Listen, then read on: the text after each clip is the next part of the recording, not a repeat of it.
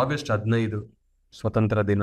ಅವತ್ತು ದೊಡ್ಡಬಳ್ಳಾಪುರಲ್ಲಿ ದೊಡ್ಡ ಪ್ರೋಗ್ರಾಮ್ ನಾವು ಯಜ್ಞ ಮಾಡ್ತಾ ಇದ್ದೀವಿ.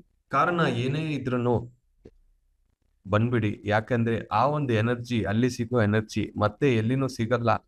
ಅಷ್ಟೊಂದು ಶಾರ್ಟ್ ಟೈಮಲ್ಲಿ ಸ್ಮಾರ್ಟ್ ಆಗಿ ನೀವು ಯೋಚನೆ ಮಾಡಿದ್ರೆ ಎಷ್ಟೋ ಆರಾ ಕ್ಲೆನ್ಸಿಂಗ್ ಅಲ್ಲಿ ಆಗುತ್ತದೆ, ಎಷ್ಟೋ ಕಾಯಿಲೆಗಳನ್ನು ಹೋಗುತ್ತದೆ, ಎಷ್ಟೋ ಶಕ್ತಿ ನಿಮಗೆ ಬರುತ್ತೆ.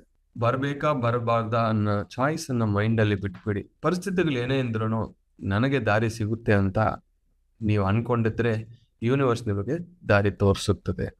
ಎಷ್ಟೋ ಒಂದು ಸಾವಿರ ಎಕ್ಸಾಂಪಲ್ಸ್ ನಾನು ನೋಡಿದ್ದೀನಿ. ಒಳಗಿಂದ ಬರಬೇಕು ಅಂತ ಅನ್ಕೊಂಡಿದ್ರೆ ಬಂದ್ಬಿಡ್ತಾರೆ. ಕಾರಣಗಳನ್ನ ಹುಡುಕ್ತಾ ಇದ್ರೆ ಅವರು ಬರಲ್ಲ.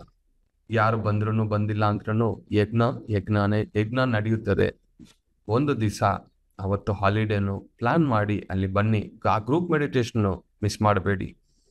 ಯಾಕೆಂದ್ರೆ ಇದು ಏನೋ ಒಂದು ಮಾಡಬೇಕು ಅಂತ ಮಾಡ್ತಾ ಪ್ರೋಗ್ರಾಮ್ ಅಲ್ಲ, ಇದು ಲೋಕ ಕಲ್ಯಾಣಕ್ಕೋಸ್ಕರ ಇದು ಮಾಡಬೇಕು ಅನ್ನೋದು ಮೇಲಿರೋ ಮಾಸ್ಟರ್ಸ್ ಒಂದು ಇಚ್ಛೆಯಿಂದ ಈ ಪ್ರೋಗ್ರಾಮ್ ಆಗ್ತಾ ಇದೆ, ಈ ಯಜ್ಞ ನಡೀತಾ ಇದೆ.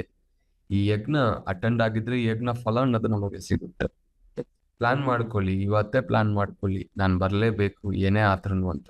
3 ಗಂಟೆ ಧ್ಯಾನ ತುಂಬ ಇಂಪಾರ್ಟೆಂಟ್. ಅಲ್ಲಿ ಪುಸ್ತಕಗಳ ಬಿಡುಗಡೆ ಇದೆ. ಈ ಇಂಗ್ಯಾನ್ ಚಾಲೆಂಜಲ್ಲಿ ಯಾರು 70% ಮೇಲೆ ಫಾಲೋ ಮಾಡ್ತಾರೋ ಅವ್ರಿಗೆಲ್ಲ ಸರ್ಟಿಫಿಕೇಟ್ಸ್ ಇದೆ, ಉಚಿತ ಅನುದಾನ ಇದೆ. 3 ಗಂಟೆ ಆ ಒಂದು ಸಂಗೀತ ಧ್ಯಾನ, ಎಷ್ಟೋ ಕಲ್ಚರಲ್ಸ್ ಪ್ರೋಗ್ರಾಮ್, ಅದು ಒಂದು ಗೆಟ್ ಟುಗೆದರ್.